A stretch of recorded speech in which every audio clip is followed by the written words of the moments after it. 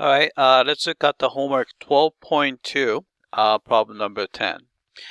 All right, it said to find the unit vectors that are parallel to the tangent line to the curve y equals h sine of x at the point pi over 6, comma 4. All right, so let's do that. All right, so since we're interested in the slope of the tangent line, we should find the derivative. So by taking a derivative, we have y prime is equal to 8 derivative of sine is cosine, right? So cosine of x. Right, so which means that we know the slope. So slope of the tangent line m. So I'm going to actually call it m1. It's going to be 8 cosine of pi over 6. All right, and cosine of pi over 6 is a square root of 3 over 2. So this is going to be 4 square root of 3. All right, so this is the slope. So if you want to visualize the slope, so the slope is going to be, so you have a straight line, a line with slope 4 square root of 3. So if you have a line, say like that, then rise over run. So we're going to just do here's the run, and rise over run has to be 4 square root of 3. So easiest way to do it would be here rise would be 4 square root of 3, and then we have a 1 as a rise. All right, so if you were to find a vector pointing parallel to this tangent line, so this would be the vector. Right, so let's find a vector v. So I'm going to go here. So I'm going to call that vector v. Right, so v is going to be, right, so x component is 1 and the y component is 4 square root of 3. All right, then what we need to do is they're looking for the unit vectors, so we have to find the corresponding unit vector. So in order to find a unit vector, all you have to do is divide this vector v by its magnitude. Right, so this is going to be, let's see, so it's going to be 1 comma 4 square root of 3, and its magnitude is square root of, let's see, 1 squared plus 4 square root of 3 squared. All right, what would that be? So it's a 1 comma 4 square root of 3. This is going to be a square root of, let's say 1 square is 1, and let's see, 4 square would be 16, then square root of 3 square would be 3, so 18 and 48, so 48 plus 1, so it's a 49.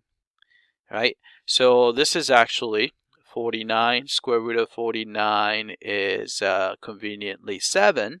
So we know that this is going to be 1 divided by 7. So it's a 1 over 7. And 4 over 7 square root of 3. Right, so let's type this guy in. So I'm going to go here. Right, so unit vector would be, it's going to be 1 over 7, right? And then you have, let's see, that was, I forgot what it was. And here, all right, 4 over 7 square root of 3, all right? So I'm going to put 4 square root of 3 over 7, right? So that's one unit vector.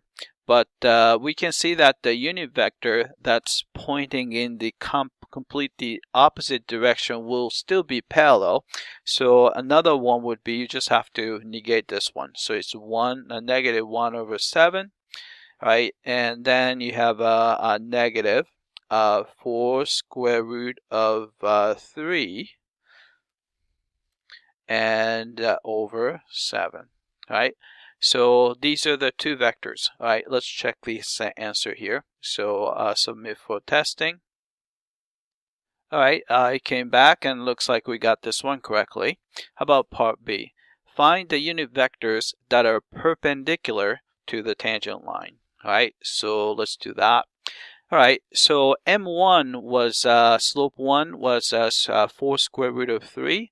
So if you were to find the slope that is for the perpendicular line, or we can call it probably a normal line, would be, remember that the M is, so M2 is going to be, so since it's perpendicular, it's going to be a negative reciprocal of M1, right?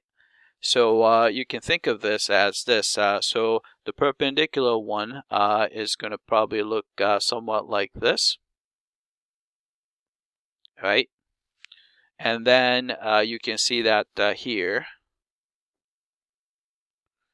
this is going to be 4 square root of 3, and then this is going to be 1, right? So the component wise, right, so I guess we can say it's going to be negative 1 over 4 square root of 3, right? So we have, I guess it's going to be, you can count it as a negative since it's pointing down. All right, so the vector that, let's call this vector W or something like that. So W, right? Then this is going to be, right? So X component is 4 square root of 3. And the Y component is going to be, it's going down, so it's a negative 1, right? All right, then if you want to find the unit vector, we can just take W vector, divide by its own magnitude, right?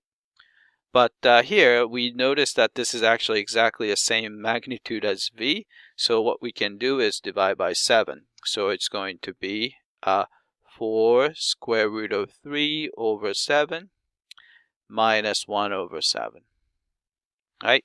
So let's type it in. All right, so this is going to be 4 square root of 3 over 7, comma, negative 1 over 7, right? Just like before, we can negate this one too, so it's going to be negative 4 square root of 3 over 7 plus 1 over 7, right? So let's check this answer. Submit for testing. All right, it came back. We got part B correctly. All right, part C, sketch the curve y equals h sine of x and the vectors from part A and part B. All right, so let's do that. And you can see that, so we have the graph here. I guess y equals h sine of x is exactly the same. Then we are looking at the point pi over 6 comma 4. And let's see, pi over 6 comma 4. Looks like we have, yeah, so since we have directions pointing in at the both direction, first two only indicates only one for the tangent, one for the normal, so not the first two pictures. It's going to be either this one or that one, right? So you can see that the point pi over 6 over pi over 6 comma 4 would be, it's more like this picture. So here's a pi over 6 and this is going to be 4. So the correct picture, and it has both directions, and this is going to be the picture corresponding to what we have. So let's check the answer here. All right, it came back and looks like we got the part C correctly as well. All right, that's it. I hope that this was clear.